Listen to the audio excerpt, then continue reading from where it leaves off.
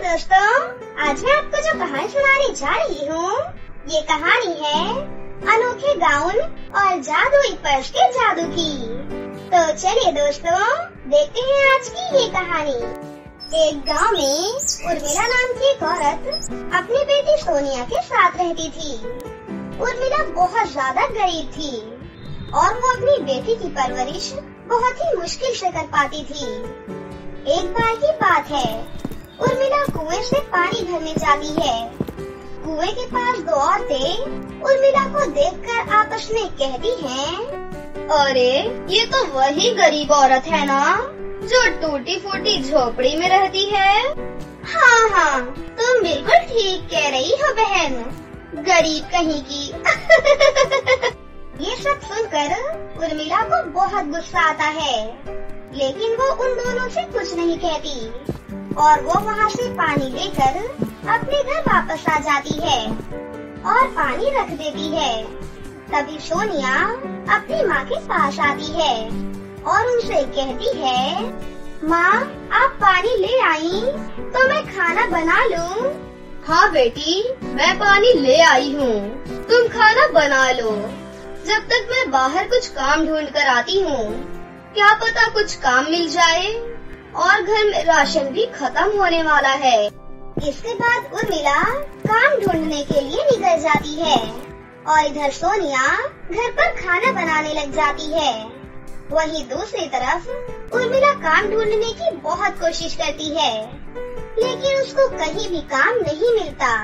हे भगवान, अब मैं क्या करूं? मुझे तो किसी ने भी काम पर नहीं रखा, और अगर काम नहीं मिला तो हमारे घर का राशन कैसे आएगा, और मैं अपनी बेटी को क्या खिलाऊंगी? मेरे पास तो बिल्कुल भी पैसे नहीं है। इतना सोचकर उर्मिला घर वापस आ जाती है।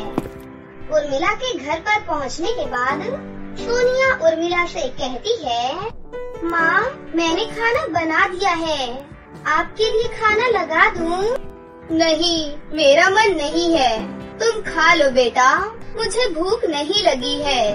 उर्मिला के इतना कहने के बाद सोनिया खाना खा लेती है और उर्मिला की गोद में सो जाती है। धीरे धीरे रात गहरी हो जाती है, लेकिन उर्मिला को अभी भी नींद नहीं आ रही थी और काम ना होने की वजह से भी वो बहुत ज्यादा दुखी थी। उर्मिला भगवान से प्रार्थना करते हुए कहती है, हे भगवान, मुझे कोई तो काम दिलवा दो। मुझे काम नहीं मिला तो मेरा घर कैसे चलेगा? मुझे कुछ भी समझ में नहीं आ रहा है। और थोड़ी ही देर बाद सुबह हो जाती है। अगले दिन उर्मिला काम की तलाश में निकल पड़ती है, लेकिन आज भी उसे कहीं भी काम नहीं मिला। इस बात से उर्मिला और भी ज्यादा दुखी हो जाती है और मन ही मन कहती है, आज अगर मैं पैसे लेकर घर नहीं जा पाई तो मेरी बेटी भूखी रह जाएगी, और तो और वो अभी बहुत छोटी है, भूखी भी नहीं रह सकती।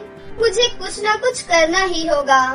थोड़ी देर बाद उर्मिला एक तरकीब सोचती है, क्यों ना आज मैं भीख मांग लूं, शायद कुछ पैसे मिल जाएं। ऐसा सोचकर उर्मिला भीख मांगने के लिए निकल पड़ती है। चलते चलते उर्मिला एक बड़े से घर के सामने पहुंचती है। उर्मिला उस घर का दरवाजा खटखटाती है और घर से एक औरत निकलकर बाहर आती है। अरे सुनिए बहन, अगर आपके पास कुछ खाने को है तो मुझे दे दीजिए। मेरी बेटी घर पर भूखी है, अगर आज उसे खाना नहीं मिला तो वो बीमार पड़ जाएगी। उर्मिला की ये बात सुनकर वो औरत उससे कहती है, क्या तुम्हें शर्म नहीं आ रही? अपनी बेटी को भीख मांगा हुआ खाना खिलाओगी? अगर ऐसा है तो तुम मर जाओ। लेकिन तुम्हारी जगह अगर मैं होती तो मैं अपने बच्चे को भीख मांगकर खाना नहीं खिलाती। उस औरत की ये बात सुनकर उर्मिला काफी ज्यादा दुखी होती है और चुपचाप वहाँ से चली जाती है। उर्मिला एक कुएं के पास आती है और उसके ऊपर चढ़ जाती है और मन ही मन कहती है, अब मेरे पास कोई भी साधन नहीं बचा है, अब मेरा इस दुनिया में जीकर कोई फायदा नहीं। जब मैं अपनी बेटी का पेट नहीं भर सकती तो मुझे जीने का भी कोई हक नहीं। इससे अच्छा यही है कि मैं मर जाऊं।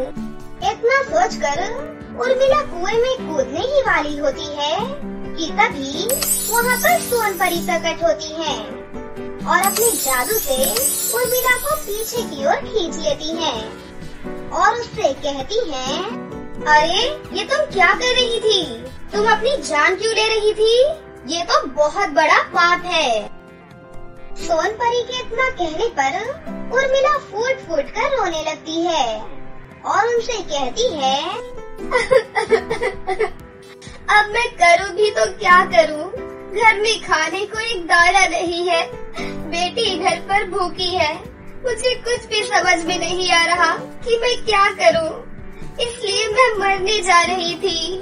अच्छा, तो ऐसी बात है, चलो तुम मुझे अपने घर पर ले चलो। इसके बाद उर्मिला सोनपरी को अपने घर पर ले जाती है। सोनपरी उर्मिला के घर को देखकर बहुत ही दुखी होती है, क्योंकि उर्मिला का घर बहुत ही टूटा फूटा था। तुम चिंता मत करो, तुम दोनों मेरे साथ चलो। इसके बाद सोनपरी अपने जादू से सोनिया और उर्मिला को परीलोक ले आती है और अपने जादू से उन दोनों को एक जादुई गाउन और एक जादुई पर्स देती है और उनसे कहती है, सुनो उर्मिला, ये 2 जादुई गाउन और पर्स हैं। इस जादुई गाउन से तुम जो भी मांगोगी तुम्हें वो मिलेगा और दूसरी तरफ इस जादुई पर्स की मदद से तुम इसके अंदर रह सकती हो। क्या सच में परी जी? हाँ हाँ बिल्कुल। परी जी, आपका बहुत बहुत शुक्रिया, आपने हमारी बहुत मदद की है आज। इसके बाद उर्मिला और सोनिया पृथ्वीलोक वापस लौट आती हैं। पृथ्वीलोक आने के बाद सोनिया अपने गांव के बाहर अपने जादुई पर्स को रख देती है और वो जादुई पर्स एक घर में बदल जाता है। फिर जादुई गाउन वो दोनों अपने साथ उस घर में लेकर आ जाती हैं और जादुई गाउन से कहती हैं, हे जादुई गाउन, हमें बहुत सारा खाना दे दो। उर्मिला के इतना कहने पर वहाँ पर बहुत सारा खाना प्रकट हो जाता है। सोनिया भी ये सब देखकर बहुत खुश होती है। उस दिन के बाद से उर्मिला और सोनिया के जीवन में किसी भी चीज की कोई कमी नहीं थी। अब वो दोनों अपनी जिंदगी में हंसी खुशी से रहने लगती हैं। एक बार की बात है, एक छोटे से गांव में मानवी नाम की एक लड़की रहा करती थी। मानवी बहुत ही सुंदर और एक समझदार लड़की थी। फिर एक दिन मानवी को देखने के लिए लड़के वाले आते हैं। वो लोग बहुत ही अमीर परिवार से थे और वो लोग जैसे ही मानवी को देखते हैं वो उसे तुरंत ही पसंद कर लेते हैं, क्योंकि मानवी पहले से ही बहुत सुंदर और समझदार थी। भाई साहब, आपकी बेटी मानवी हमें बहुत पसंद आई। हम 2 महीने बाद शादी करने के लिए आएंगे।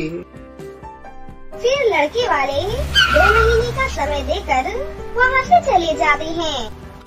मानवी बेटी, तुम्हारा रिश्ता बहुत ही अमीर घर से आया है।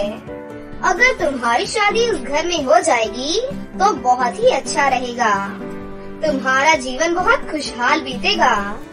लेकिन शादी के लिए तो हम लोगों के पास इतने पैसे नहीं हैं। शादी के लिए लहंगा, सैंडल और चूड़ियाँ भी तो चाहिए। हाँ माँ, आप सही कहती हो। शादी के लिए 9-10 हजार का बहुत सुंदर लहंगा चाहिए और लहंगे के साथ साथ सैंडल, झुमका और मेहंदी भी तो चाहिए। मानवी बेटी, तुम चिंता मत करो। इस महीने जब मुझे पैसे मिलेंगे तो मैं तुम्हारे लिए एक बहुत ही अच्छा सा लहंगा खरीदूंगा। लेकिन पापा, आपको तो अपने काम से 3-4 हजार रुपए ही मिलते हैं। 4 हजार में तो मेरा लहंगा नहीं आ पाएगा और 2 ही महीने के अंदर मेरी शादी भी है। बेटी, तुम चिंता मत करो। 2 महीने के अंदर हम दोनों कुछ न कुछ जरूर कर लेंगे। तुम्हारी शादी के लिए हम लोग पूरी तैयारी करेंगे। देखते ही देखते 1 महीना बीत जाता है, लेकिन मानवी की शादी के लिए अभी तक पैसे नहीं हो पाए थे, क्योंकि मानवी के पिता को अभी तक तनख्वाह नहीं मिली थी। उस दिन शाम को मानवी के पिता उदास होकर घर पर आते हैं। तभी मानवी अपने पापा से पूछती है, अरे पापा, क्या हुआ? आप इस तरह से उदास क्यों हैं? तभी वहाँ पर मानवी की मम्मी भी आ जाती हैं। तब मानवी के पापा बोलते हैं, मानवी बेटी, मैं तुम्हें क्या बताऊं? मेरे मालिक का जहाज समुद्र में डूब गया। जहाज डूब जाने से मेरे मालिक को बहुत नुकसान हुआ है। इस वजह से वो मुझे इस महीने की तनख्वाह नहीं देंगे। तो पापा, क्या आप मुझे लहंगा नहीं दिलवाएंगे? आपने ना तो लहंगा खरीदा है, ना सैंडल, ना मेहंदी। आपने हमारे लिए अभी तक कुछ भी नहीं खरीदा है। 1 महीना तो बीत गया है, लेकिन अभी तक शादी की एक भी तैयारी नहीं हुई है पापा। हाँ जी, मानवी तो सही बोल रही है। हम लोगों को कुछ न कुछ तो जरूर करना होगा। अब हम लोग क्या करें? काव्या, मुझे भी नहीं पता कि अब हम लोग क्या करेंगे। मानवी बेटी, जाने दो। अब हम लोग लहंगा नहीं खरीदेंगे। लहंगा नहीं होगा तो क्या हो जाएगा? मैं तुम्हारे लिए एक बहुत ही अच्छी साड़ी खरीदूंगी। साड़ी के साथ साथ सैंडल और मेहंदी भी खरीदूंगी। मानवी बेटी, तुम तो जानती हो कि तुम्हारे पापा की तनख्वाह भी अभी तक नहीं मिली है, इसीलिए अब हम लोग कुछ भी नहीं खरीद पाएंगे। ठीक है माँ, आप सही कह रही हो। मुझे अब लहंगा नहीं चाहिए। फिर एक दिन मानवी एक पार्क में बहुत उदास होकर बैठी हुई थी। उसी पार्क से एक बहुत ही सुंदर परी गुजर रही थी। जब परी मानवी को इतना उदास बैठा हुआ देखती है, तब परी मानवी के पास आकर उससे बोलती है, बेटी, तुम्हारा नाम क्या है और तुम इतनी उदास क्यों हो? आप कौन हो? आप एक परी हो ना? हाँ, मैं एक परी हूँ, लेकिन तुम इतनी उदास क्यों हो? परी जी, मेरा नाम मानवी है और मेरे पापा के पास इतने पैसे नहीं हैं कि पापा मेरी शादी के लिए एक अच्छा सा लहंगा खरीद सके। और मेरी शादी भी तय हो चुकी है। अगले महीने ही मेरी शादी है और अभी तक शादी की कोई भी तैयारी नहीं हुई है। ना तो मेरे पास सैंडल है और ना ही लहंगा। अब हम लोग क्या करेंगे? हम लोगों को तो कुछ समझ में ही नहीं आ रहा है। बस इतनी सी बात, तुम चिंता मत करो, तुम्हारी ये समस्या दूर हो जाएगी और मैं तुम्हारी मदद करूँगी। क्या सच में परी जी, आप मेरी मदद करेंगी? लेकिन वो कैसे? हाँ मानवी, मैं तुम्हारी सच में मदद करूँगी, क्योंकि मैं एक परी हूँ और हम परियों के पास जादुई शक्तियाँ होती हैं। उस शक्ति से मैं तुम्हें जो भी चाहे वो चीज दे सकती हूँ। तो परी जी, क्या आप मुझे एक लहंगा दे सकती हो? हाँ मानवी, मैं तुम्हें कुछ भी दे सकती हूँ। इतना बोलकर परी मानवी को एक जादुई लहंगा देती है और लहंगा देकर परी मानवी से बोलती है, मानवी, याद रहे कि ये एक जादुई लहंगा है। इस लहंगे से तुम कुछ भी मांगोगी तो तुम्हारी इच्छा पूरी हो जाएगी। परी जी, आपका बहुत बहुत धन्यवाद। आप एक बहुत ही अच्छी परी हो। हम आपका ये एहसान जिंदगी भर नहीं भूलेंगे। अच्छा ठीक है मानवी, अब तुम अपने घर जाओ और अपना और अपने माता पिता का ख्याल रखना। अब मैं यहाँ से चलती हूँ। इतना बोलकर परी वहाँ से चली जाती है। फिर मानवी जादुई लहंगे को लेकर अपने घर चली जाती है और अपने मम्मी पापा के पास जाकर उनसे बोलती है, माँ, पिताजी, अब हम लोगों को चिंता करने की कोई बात नहीं है, क्योंकि अब हम लोगों के पास जादुई लहंगा है। फिर मानवी परी के दिए हुए जादुई लहंगे के बारे में अपनी मम्मी और पापा को बताती है। मानवी के मम्मी और पापा बहुत ही खुश हो जाते हैं और उससे कहते हैं, अरे वाह बेटा, ये तो बहुत ही अच्छी बात है। अब तो तेरी शादी बहुत ही अच्छे से और धूमधाम से होगी। हाँ बेटा, जिन्हें जरूरत होती है उनकी मदद भगवान जरूर करते हैं। फिर मानवी जादुई लहंगे के पास जाकर जादुई लहंगे से बोलती है, हे जादुई लहंगे, तुम मेरे लिए बहुत ही सुंदर सैंडल दे दो। मानवी के इतना बोलते ही उसके सामने बहुत ही सुंदर सैंडल प्रकट हो जाती है, जिसे देखकर मानवी बहुत ही खुश हो जाती है। हे जादुई लहंगे, तुम्हारा बहुत बहुत धन्यवाद। जादुई लहंगे, अब तुम मुझे थोड़े से पैसे भी दे दो, क्योंकि मुझे पैसों की बहुत जरूरत है। मानवी के इतना बोलते ही उसके सामने बहुत सारे पैसे प्रकट हो जाते हैं। अब मानवी बहुत ही खुश हो जाती है। फिर मानवी खुश होकर अपने मम्मी और पापा के पास जाती है और उनसे बोलती है, माँ, आपको पता है, जब मैंने जादुई लहंगे से सैंडल और पैसे मांगे तो जादुई लहंगे ने मुझे तुरंत ही दे दिए। बेटी मानवी, परी का बहुत बहुत धन्यवाद। परी ने हम लोगों के जीवन में आकर तुम्हारा पूरा जीवन ही बदल दिया, नहीं तो अब हम लोग क्या करते। हाँ माँ, आप सही कहती हो। मैं जल्दी से जाकर जादुई लहंगे से शादी की पूरी चीजें मांग लेती हूँ। अब मानवी जादुई लहंगे से अपनी शादी के लिए मेकअप, सैंडल और मेहंदी सब चीज मांग लेती है। अब उसकी शादी की बहुत अच्छे से तैयारी हो चुकी थी। अब मानवी के घर में किसी भी चीज की कोई कमी नहीं थी। अब इंतजार था तो सिर्फ मानवी की शादी का।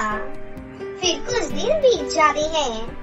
आज मानवी की शादी है और सभी लोग बहुत ही खुश हैं। और लड़के वाले भी बारात लेकर मानवी के घर पर आ जाते हैं। और इधर मानवी जादुई लहंगा पहनकर बिल्कुल परी की तरह सुंदर दिख रही थी। मानवी जादुई लहंगे से बोलकर अपनी शादी के लिए पैसे भी मांग लेती है। मानवी के पिता जैसे ही दहेज देने के लिए वहाँ पर जाते हैं, विराट के पिताजी दहेज देखकर बोलते हैं, अरे भाई साहब, आप ये क्या कर रहे हैं? आप हमें दहेज क्यों दे रहे हैं? हमें तो दहेज नहीं चाहिए। अरे भाई साहब, हमने तो दहेज नहीं मांगा और हमें दहेज की जरूरत भी नहीं है। दहेज लेना बहुत ही गलत बात है। हमें दहेज नहीं चाहिए। विराट के पिता की ये बात सुनकर मानवी के पिता बहुत ही खुश होते हैं।